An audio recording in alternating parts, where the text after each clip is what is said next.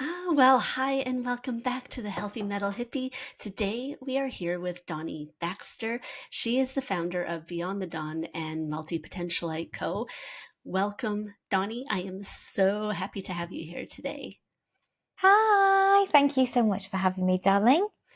It's, it makes me really happy because we met, I think just over a year ago through some online courses. Yeah. And if I'm being completely honest, you have held my hand to transform my life and help me with my businesses and everything else over the past years. And I am forever thankful for you. And so that's why it's Oh, extra exciting to have you on the podcast today. Because truthfully, I probably wouldn't even be podcasting if it weren't for you. oh, that's so lovely. And what a gift we would have lost if you hadn't have been podcasting. Yeah, I think I'm really bad when it comes to kind of like that whole when did we meet situation. Like I don't know. You just entered my consciousness and then you were there, and I'm so bad at being able to like pinpoint when that happened. But I think sometimes you come across connections when you're working in this way and you almost just automatically connect and that friendship builds and it's like you were never not there. Do you know what I mean? Like it's so difficult. Yes. Like I don't remember a time when there wasn't you in my circle. It just doesn't make any comprehension to me. But yeah, no, I think it probably is about a year. If you say so, then I agree with you. Yeah, something like that, like a year and a half or so. Like something like that. We'll go with Yeah. that. That's cool. Yeah. So you you have all these different businesses and you do so much to support other business owners and and you're spreading positivity and really I think elevating the consciousness of people out there. Do you want to explain to everybody much better than I can what you do?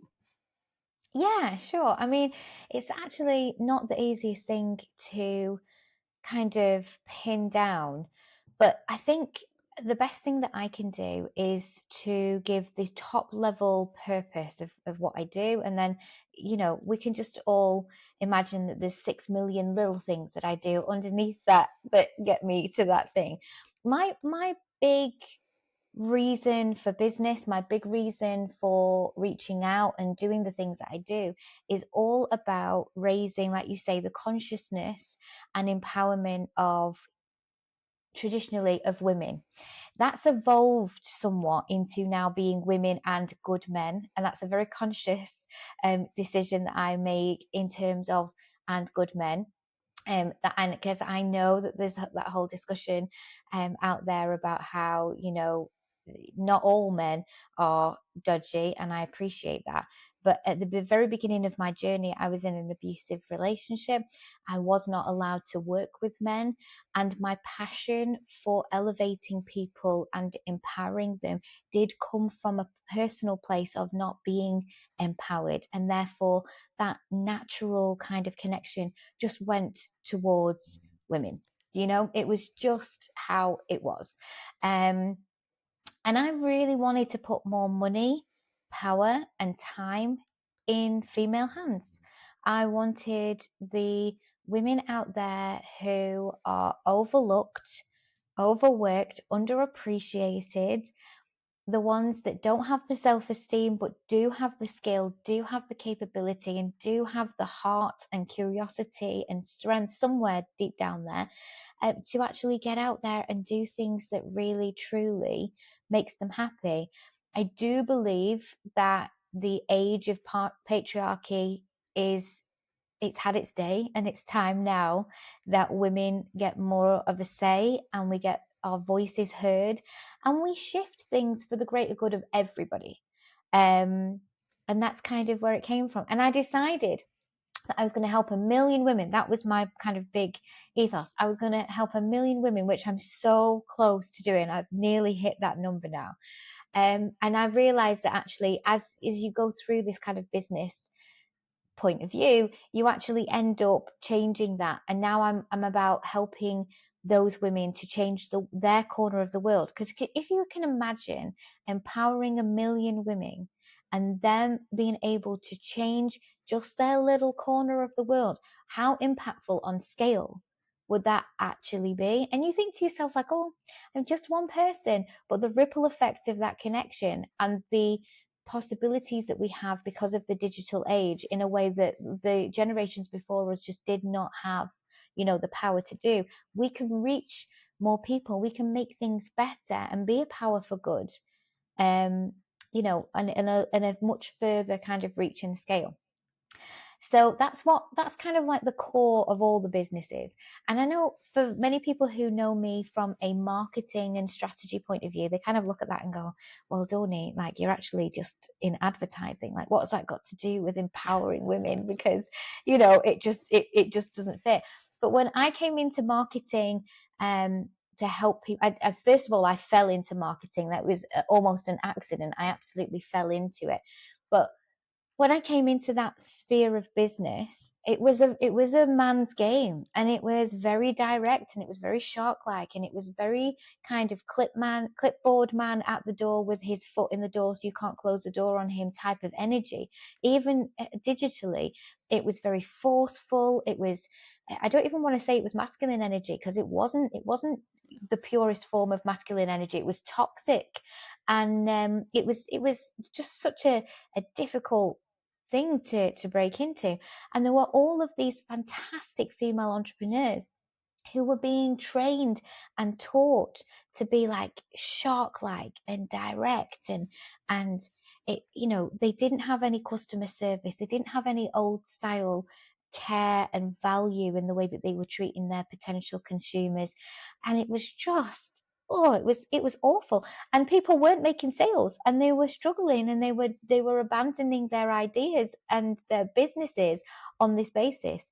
So this is where I came up with this idea that we were going to have this hyper feminine, super gentle, sweet, calm, and loving, but serious marketing support for female entrepreneurs, that meant that they didn't have to go to these big bro marketeer agencies. They could actually have a way to market their ideas and what they wanted to bring into the world without having to do that. And that's how it all kind of started. Now, if you ask me to list all of the things that I do, as you well know, there are too many to list. There's multiple businesses, there's multiple ideas, there's multiple products that we support. We have podcasts, we do content shoots, documentaries, all sorts of different things.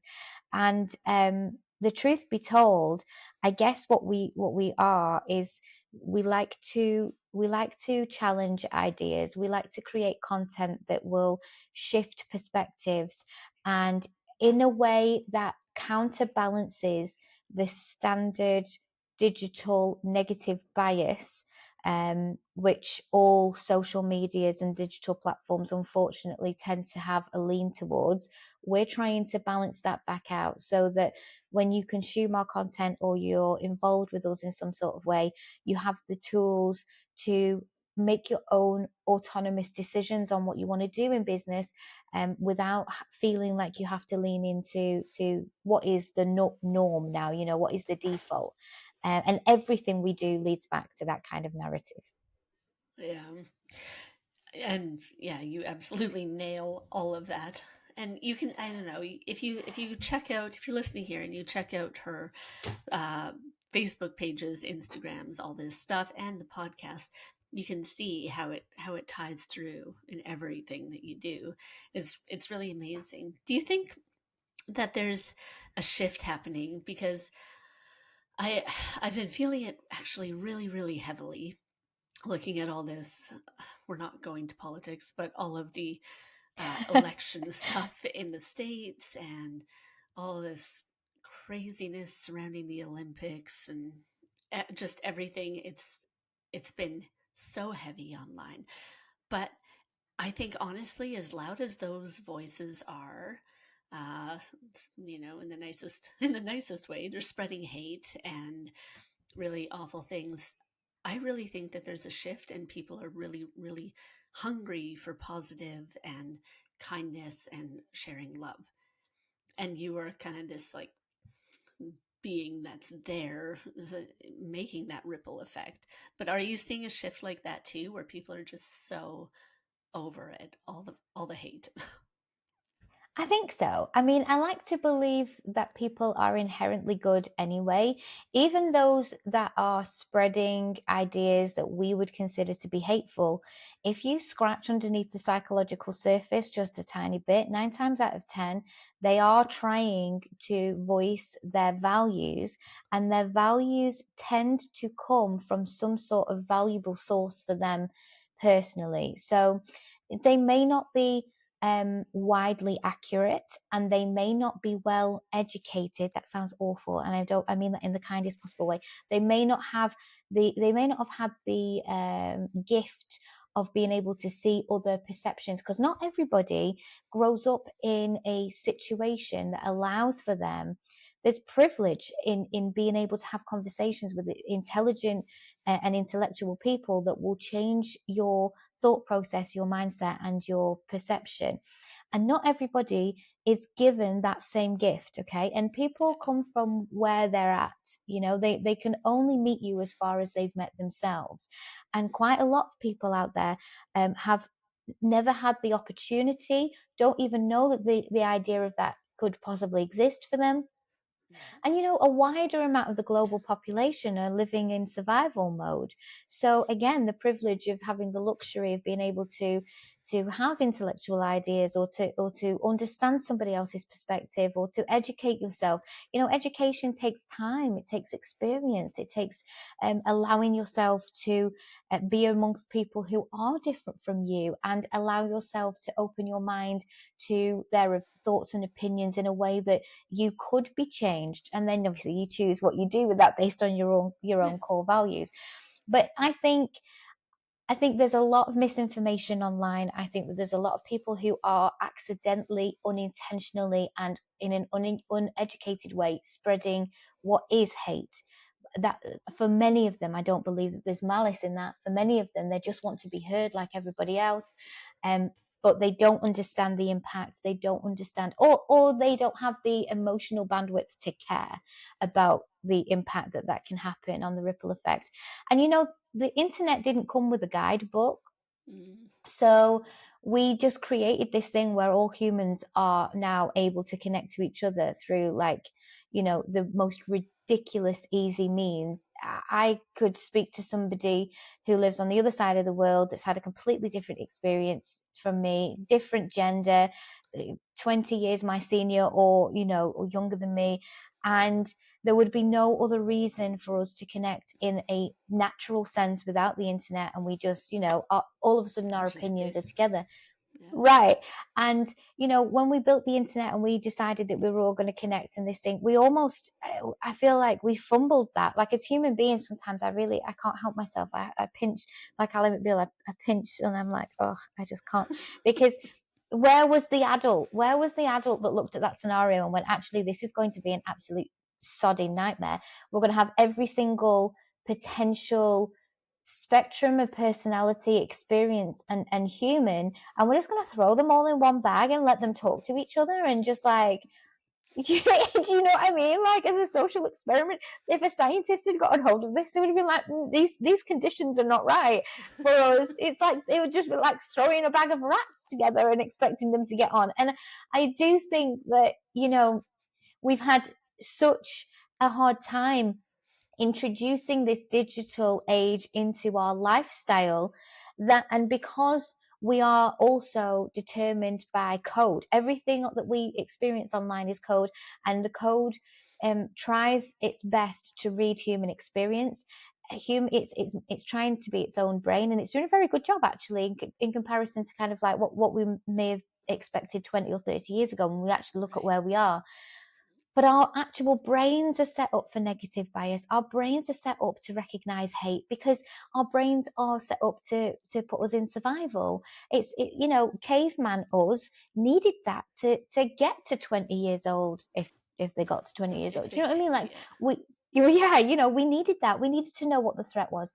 We have not evolved enough for our new circumstances. And the internet, although it looks like an evolution, it actually all it actually did was connect us in our current state.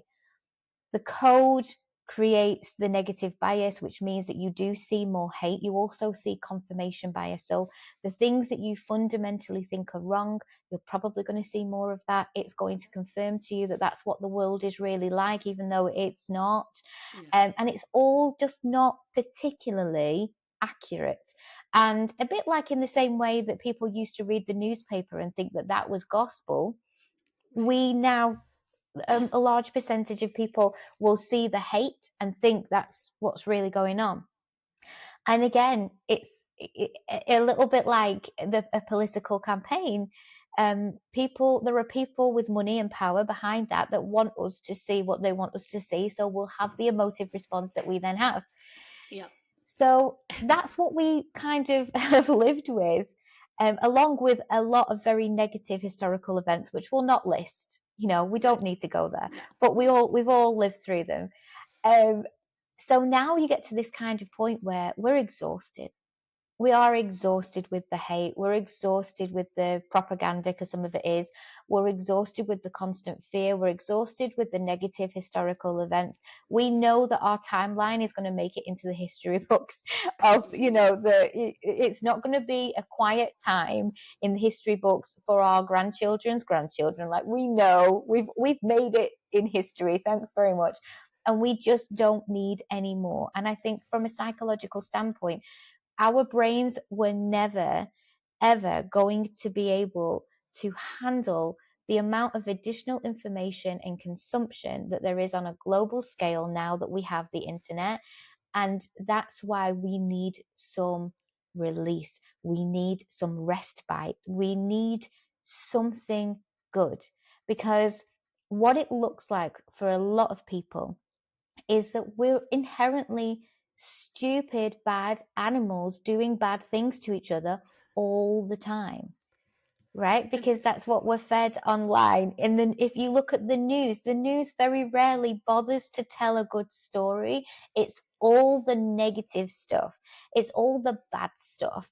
Like when a war has begun, or a kidnapping has happened, or a terror attack, or whatever. And the reason why they do that, again, is the brain, it's survival. It's giving the people information so that you can do what you need to do, in the hope that you will be able to help yourself survive through whatever. Like, it's information to help you live, right? That's the point of it, and it comes from a good place. But the constant consumption of the negative, it does kind of make you feel like, ugh, what is the freaking point? And I don't know if you know about this, Ash, but they made a computer.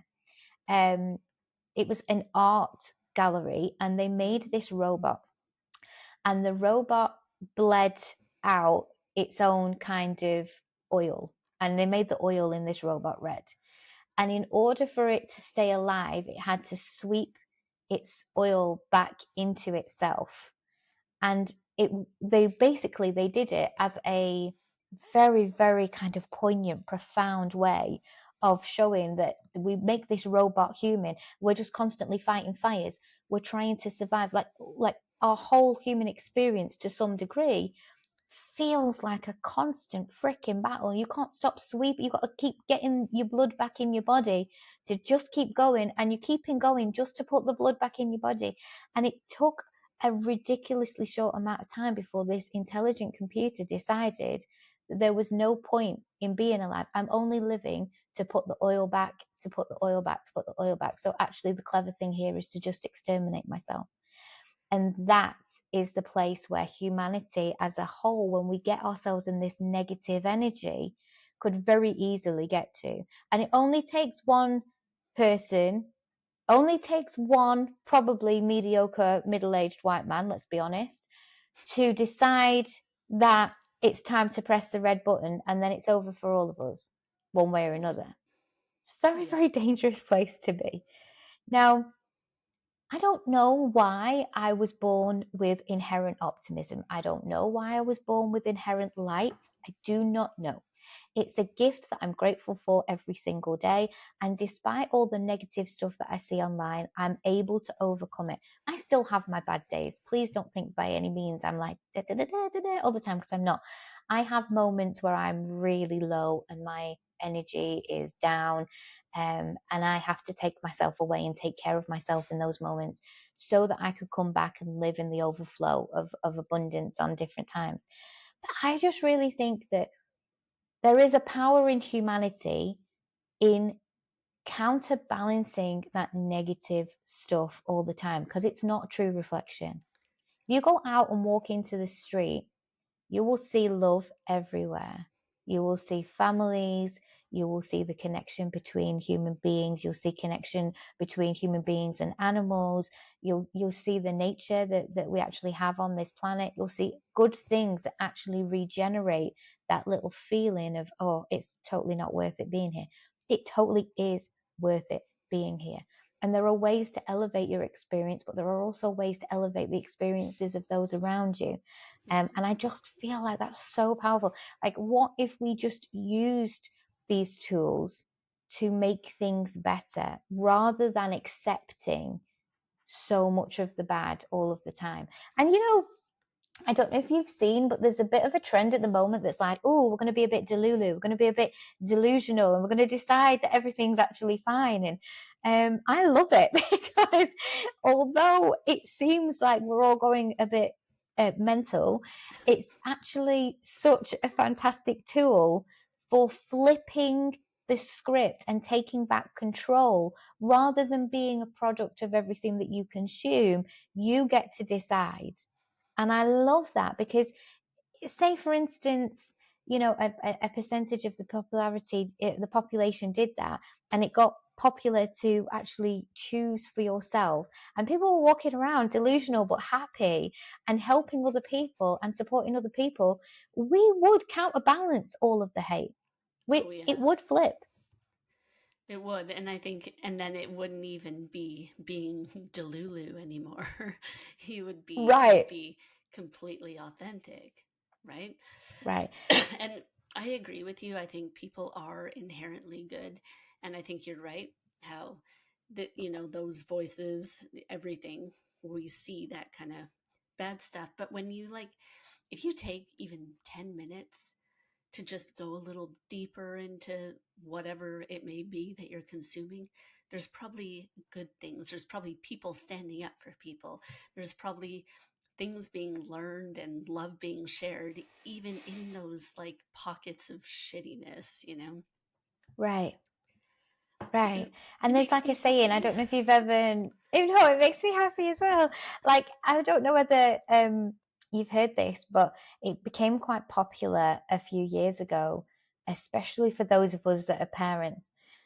Whenever these big, horrible events are happening and kids are asking questions, it was just like a statement, like, look for the helpers. Whenever there's a bad thing, there's Yes. always the helpers. And I remember hearing somebody say that for the first time, and I was like, damn, that's the perception shift that we all need. Like, bad things do happen all the time, and they always have throughout history. The only difference is we weren't sending out 1,000 pigeons with little letters Yes. on telling everybody about every single Yes. bad thing to every other town. Do you know what I mean? We were blissfully unaware But in this is it. previous times. I say that to people Right, too. I'm like, there's actually less crime and less everything than there was before. I'm like, it's just that we have more access to see it all now. And right. and some people are like, no, no, no, and I'm like, no, no, no. Trust me.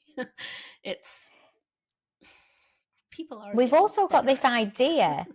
Yeah, I mean, I think so. But we also have this idea, and this is like the dream that we were sold, is that like we're entitled to a happy life.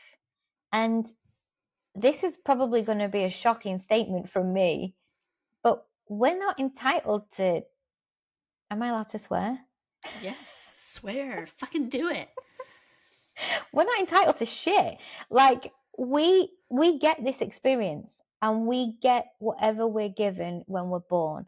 And there are those of us that are born into privileges that other people do not have. Okay. And every single one of those privileges it gives you an opportunity to have a happier existence than somebody who has to fight harder to get that same balanced level of happiness, right? But you're not entitled to that happiness. You're entitled to a human experience. You've been born into this situation. Some of us were born into quite happy situations.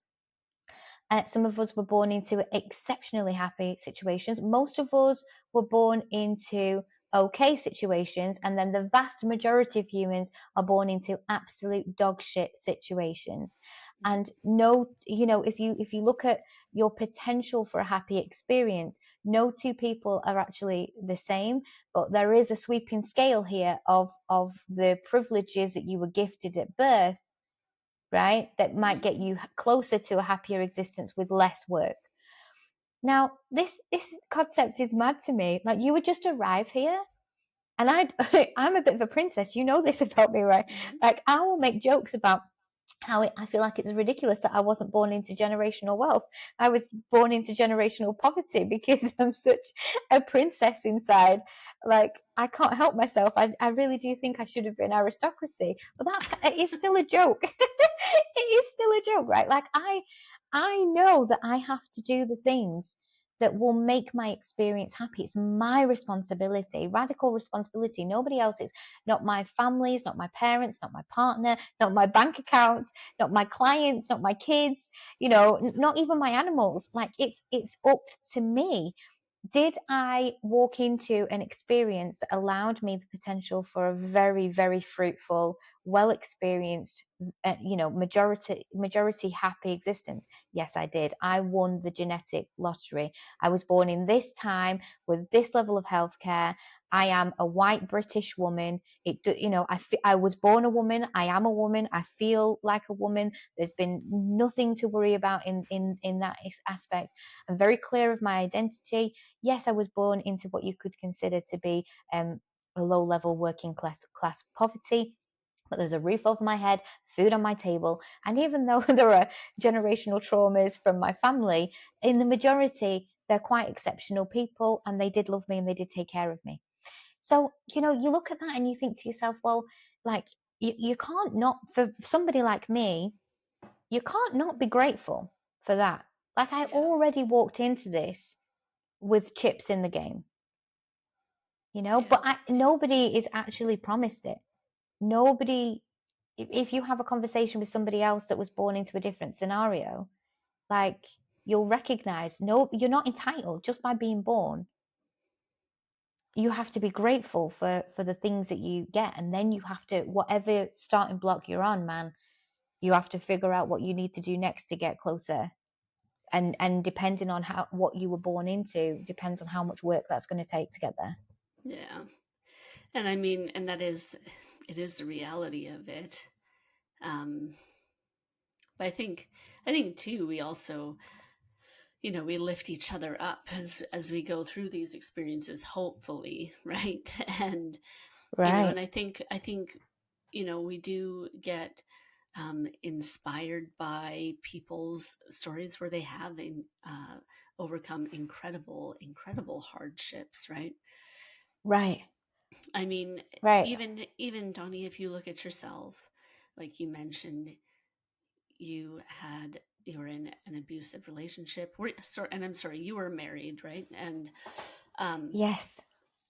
and so you know, I was also in an abusive marriage, and I think it takes, obviously this is later in life, this is not just childhood, but I think it takes a tremendous amount of believing in yourself and just, you know, so much work to work through and kind of undo the damage and find that belief in yourself to like build these foundations and totally thrive. Like you are you are truly amazing.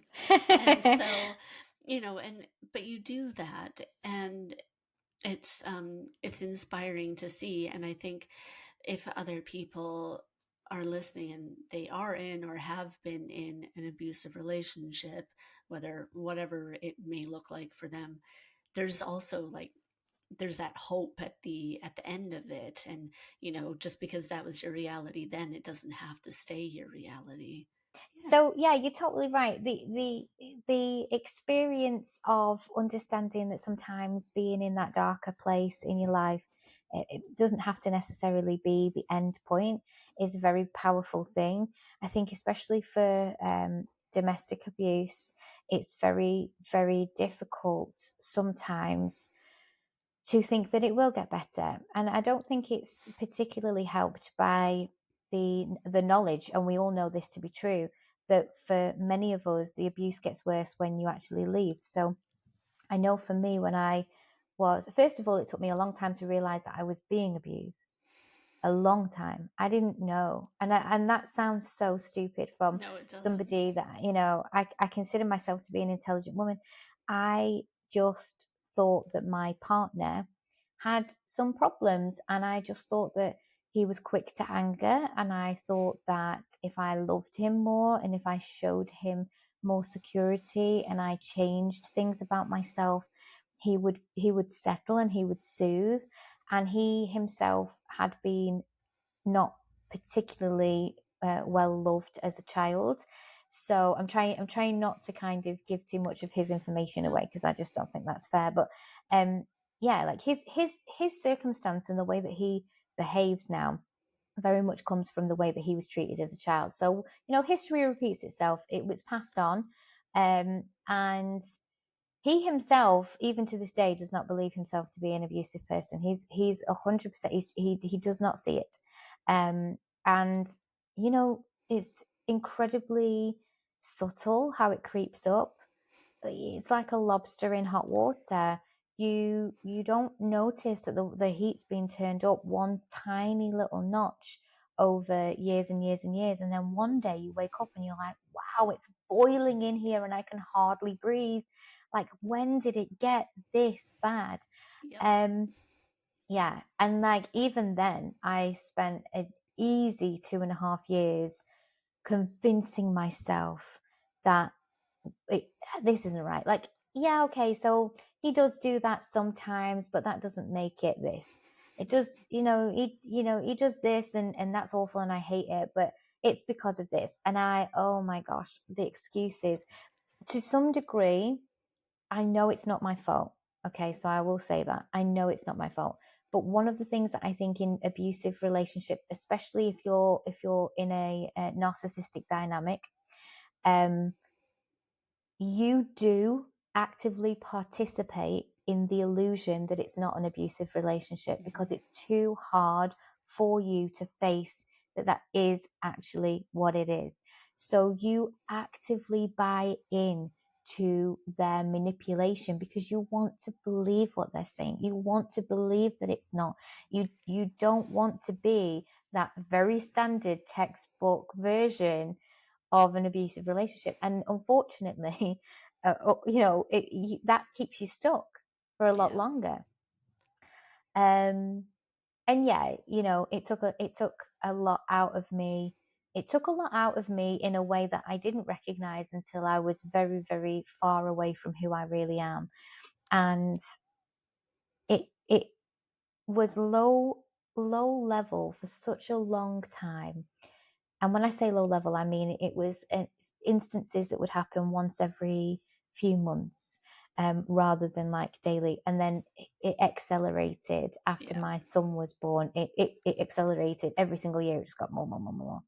And even when I knew it was abusive, even when I was absolutely certain that it was, and I was desperately unhappy, and I knew somewhere deep, deep down I needed to leave, I still didn't go for easily years. Like, I Mm. emotionally checked out of the relationship so much earlier than physically leaving. And then even after I left, I still went through an entire year of making absolutely certain sure that nothing I could do would heal him, because if there was any possible thing I could do to control or support a change in that person, I was going to stay. And that was my level of loyalty, even after all the abuse. Yeah. And that's the sad thing too, because you always, in a lot of ways, it's like, well, what can I do to make it better? And it's like that is Delulu, straight Yeah, up. in the wrong way. Yeah, yeah, Yeah, because because it's you keep yourself stuck, right? it'll never happen. And I mean, you know what? Okay, I'd like to say that sure, there are times where people are like, "Holy shit, I am a total dickhead. I am really abusive." But Yeah, I mean, that's like 0.5% really. And I think so you're rare. It's I so rare. I think you're right. They never ever realize it. There's like that they are abusive or that they are narcissistic or that they are gaslighting you. When Yeah, when I started to get help, I honestly I thought I was just kind of like going crazy. And I went to the doctor and they gave me antidepressants and he's like, you know, this doesn't sound right, but let's just kind of like get you so you can get a clear head again. We'll put you on yeah, antidepressants. And then he found them. And I was forced to stop taking them. And I mean, there were so many things, but for me, I really needed that reinforcement from everybody around me that this wasn't right. I talked to the police. I didn't do anything, but I talked to them, and they said you need to document everything that's happened. And I still stayed for another like 2.5 years after that. And yeah, Dawni, I have not everything written down. It's over 24 pages. Um, this yeah, and it's shocking when you look at it that way, and it's shocking when you see those patterns and the yeah. cycles, and you're right, how it intensifies. And then you go, oh, you know what, maybe he was just having a bad day. Work Right. was tough, maybe it was stress, and I really shouldn't have cut the mushrooms that way. That was my fault. You It's so think I'm funny that you use joking? that as an example. No, I don't. No, and that's why I'm laughing because no, no, darling, I don't. Some of the things that were triggers for for incidents, shall we say, Yeah. when I look back at them now, honestly could make a comedy, stand-up comedy about them because Yeah. at the time it feels so serious because you get dragged into it.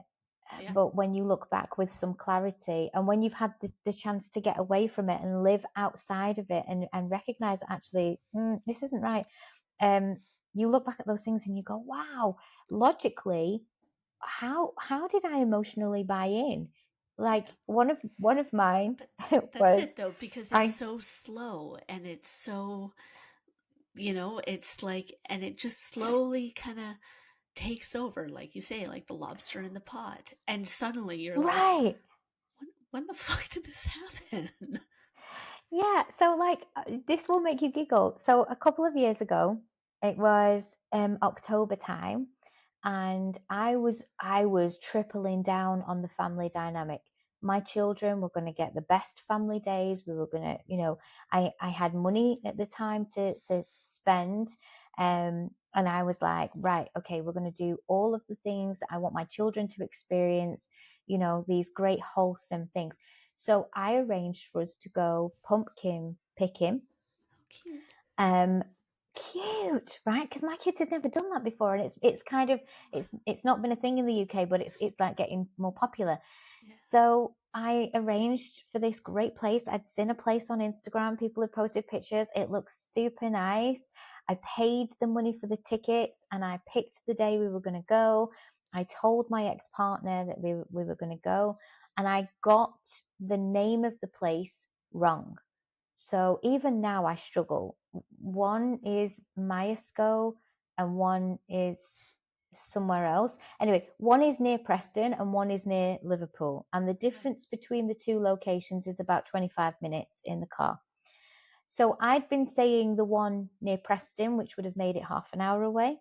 And I'd gotten that wrong. That was truly my mistake. It was the wrong M, and I'd gotten confused. We got in the car. We went to put it in the sat nav. I went to find the tickets. I got the exact postcode from the tickets, and it said that we were going to have an hour's journey instead of half an hour's journey. Right. Now, on this day, we had no other plans.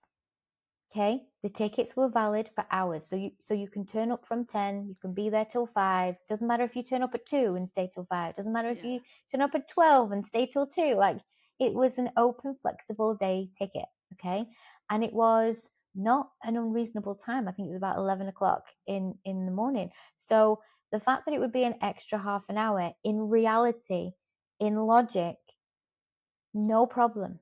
Yeah. Should have been no problem. If it had been any one of my friends or family or anybody else, no problem. It was a problem. Mm-hmm. It caused an incident. And I won't go into the details, but as soon as that postcode went into the sat nav and I'd gotten the two M's wrong, oh, that was just the perfect excuse for, okay. So much so that that incident meant that we didn't go. The kids never got that experience. That money was lost. We never went. It was just horrendous. And I think to myself all the time, because I felt so guilty about getting those two locations incorrect for the longest time. It was my fault. And then I couldn't get past what had happened. The incident was quite severe. And Yeah. obviously, what you get is 15 minutes after it's all happened, you get, right, come on, be okay now. We'll go now. I could not. I was gone. There was too much had happened in the incident. I could not recover. There was no going anywhere. I was hardly even in my brain. I was so detached. And it's interesting to me now because I look at that, and if a friend came to me and said, Dawn, well, this is what would happen, I'd be like, what a dick. That's not your fault. Like, Yeah. these things happen. You're a human. Of course, like you literally got one small tiny detail incorrect. But what does it matter? Like, it didn't negatively affect anything. There was no need. It was entirely unnecessary. But I didn't, you see, because when you're in it, you just don't get it. And it's like, that's why I laughed when you said about, oh, like you cut the mushrooms that way. It doesn't start off at that point. Nope. It starts off with things that are seemingly logical. Like, Yeah. I don't want you to be friends with that boy because I think that boy is actually trying to sleep with you. And I want you to respect our relationship, right? Like, so please don't be friends with that boy. And you think, okay, well, that's stemmed in some logic. And I will give up this friendship for this relationship because maybe he as a man sees something in that other man that I can't see because I'm a woman. And even though I'm sure that this is a platonic situation, I've never felt that from this person, like, I'm obviously going to choose my partner because he's my soul tie. I'm going to be with him forever. So you slowly, Mm-hmm. gently let that friendship go, and then the next thing you know, that actually means you can't be friends with any dude. Like, when did you agree to that? Yeah. When was that actually set? Okay, it was never, but it was just kind of woven in to an agreement that you don't remember ever being a part of. And then years and years into it, maybe not even years and years, I'm saying that from my experience, for a lot of women it can literally be weeks or months. You recognize that actually it's just like that cushion isn't quite on a 90-degree angle. And have you ever seen the movie Sleeping with the Enemy? No. Oh my gosh, Ash, if you get the time, please watch it. It's old, but it's a Okay. classic. Julia Roberts. Okay. Just one tiny detail. I don't want to spoiler it for you, but it is about abuse. One tiny detail is that he likes his bathroom towels to be exactly the same, like, length. And it's a point. And for those of us that have experienced it, we get it. I'm going, why But does that I've sound had so familiar? Not towels, but very right, familiar. but Actually, like, it's very interesting. I had a very similar incident about driving. I took a wrong turn one day. That was it. I like, oh, it's and it's shocking. So this is kind of, and I'm sitting here giggling not because it's funny, but because I'm like, wow, you know what? People are going to listen. They're going to go, oh, oh my God, me too, me too, me too. Because these Yeah. kind of things, it's all that weird coercive control, and but it's done, it's not overt, it's not like you're not gonna, it doesn't start that way. It's like, I think maybe it would be better. I really like it when my mushrooms are cut like this. They taste better that way. Okay, fine. Okay. You know, I had, I talked, not too long ago, but I talked about I made speg ball for the first time since I left, like, I don't know, maybe what month is it? Maybe 6 months ago now. And I lost it. I sat on my kitchen floor crying because I was terrified that I fucked it up. It's spag Yeah. ball. You can't really fuck it up. Let's be real. Not really, but I get the connotation. So I went to see the film It Ends With Us. Yeah. My friends had read the book and they love, love, love Colleen. I can't remember her surname now, but the lady who wrote all the books. Um, and they just automatically assumed that I had read the book and I had not. And I'd actively when I read, I have so many different genres that I like to read. Colleen Hoover, that's her name. I do like romance, but I like it sounds awful, but I like romance that's maybe a little bit darker, and Right. probably why. Like I like vampire stories and Right. things like that. Anyway, I they didn't know that I didn't know the story. Well, and I kind of obviously you kind of know it. This ends with us, and I'd seen the trailers, and I was like, okay, Yeah. this is probably going to be somewhat triggering for me. And I don't want to put any spoilers on your podcast, but I do think the majority of people who are bothered about spoilers have probably been to seeing the movie now. It's been out a few weeks. Yeah. There is one particular scene, and I won't tell you what happens in the scene, but he does something. Uh, the partner does something to her that she doesn't like. The whole time telling her that he loves her, and the reason why he's doing it is because he loves her. And Wow. I lost my shit. Um, I was in the cinema. I could feel the energy of what was about to happen. I mean, some people have given Blake Lively a bad rep about how she marketed this film, but I actually have an opinion on it, and I think that she she did that awful thing that people do when they raise awareness and they know that they're going to hurt you, but they need to hurt you because you need to see. Yeah. And the whole grab your friends and come to the cinema thing gets people who are being abused, who would have dodged this movie like a freaking bullet, to go and actually watch the movie and recognize that they are being abused. And I think that in her kind of low level, kind of like cutesy girly, come along with your pals kind of way, she will have saved more lives doing Yeah. it that way than being kind of like, this is a very important movie about domestic abuse. Like, how we find out we're being abused is brutal. It doesn't matter if someone sits you down with a cup of coffee, holds your hand, and tells you, or whether you recognize it in a movie or a book, or through the content online. Does not matter. It's still going to hit you like a ton of fucking bricks the moment you realize, shit, that's me. I was in Shit. I was in therapy, just around leaving, just before and kind of the time after. And when we were speaking, and she told me that I was actually being sexually abused, I died. I didn't Yeah. even realize it. And No. that was the first time I got angry. And then I got angry when I got diagnosed with PTSD.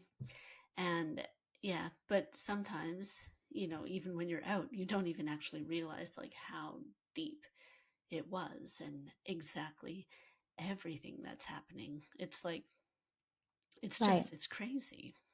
But It is, I, but I also akin it to Stockholm syndrome. right.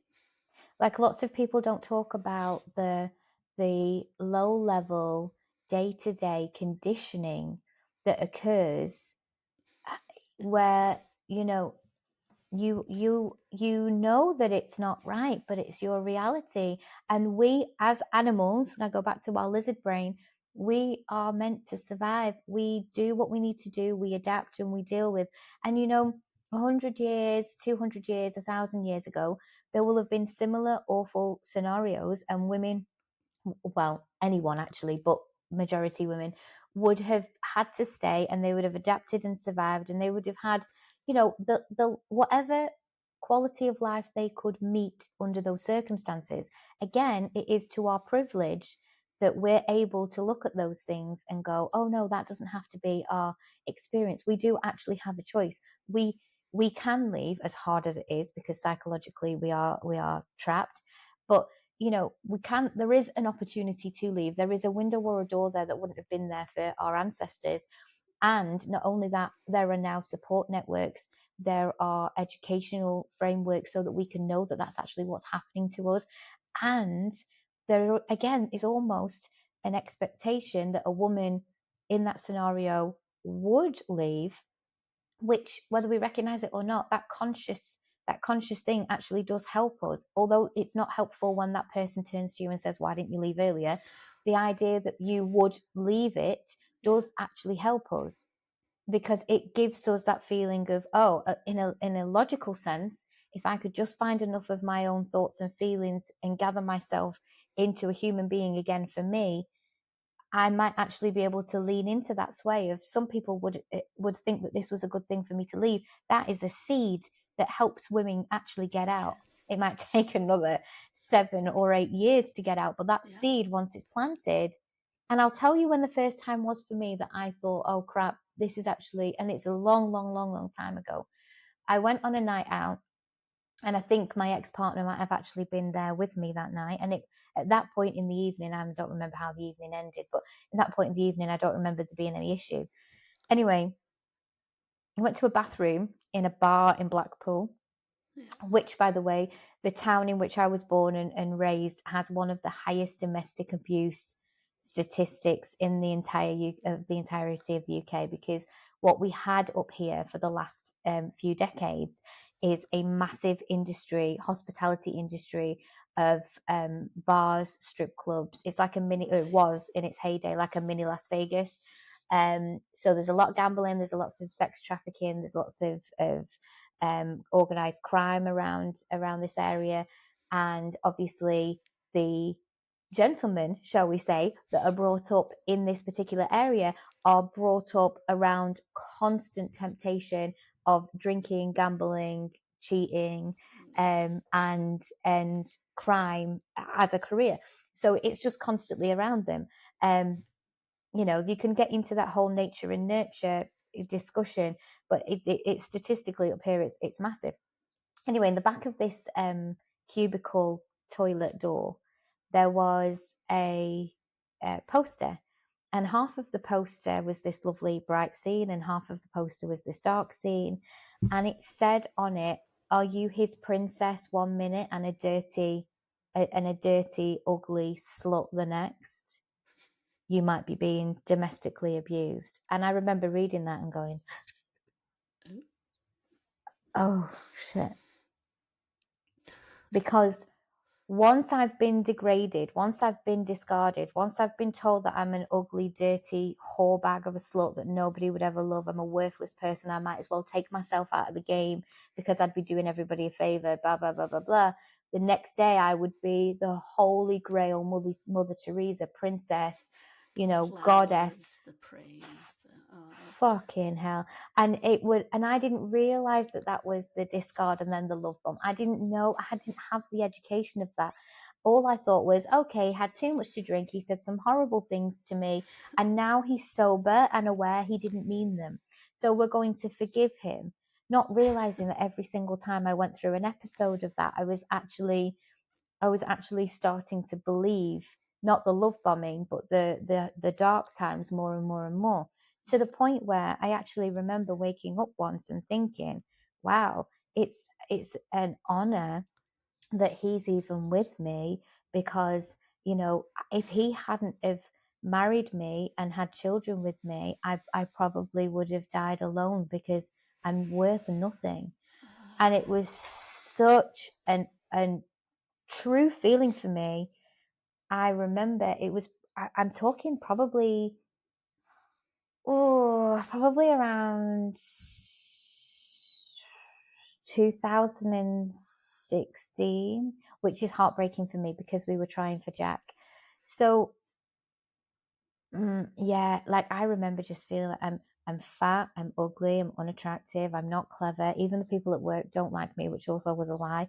My friends are only friends with me because I'm the fat funny friend, and everybody needs a fat funny friend. And I really truly for a time believed it. And I say this all of the time, and I do think that it's very poignant. There is a reason why a lot of the people in our network now, Ash, that are building businesses and building empires online, connecting with other women, that there's a massive influx of female entrepreneurs getting divorced or leaving their relationships, because the moment they start to thrive, the moment they start to do something for them, the moment they start to be visible, the moment they start to be attractive, the moment they start to find, actually it's very easy for me to build an audience, people like me, like, oh shit, the relationship that they have, and I'm not suggesting that they're always abusive, because they're not, but the relationship that they have, all of a sudden it doesn't work anymore, either because they've grown out of it and the other person hasn't grown with them, which is, very normal, Yeah. or sometimes, like in, our situation, actually there is evidence to suggest that this shit that you're feeding me daily about how I'm a shit person doesn't actually exist. Like, I remember at one point I had him screaming in my face, telling me, I'm gonna have you, you're fake, I'm gonna ruin you, I'm gonna ruin your reputation. And I remember sitting comfortably. I mean, I wasn't comfortable because it was Yeah. scary, but somewhere deep, deep down in my self-esteem, I'm thinking, my women, like they belong to me. My audience, my women won't believe you because they know me.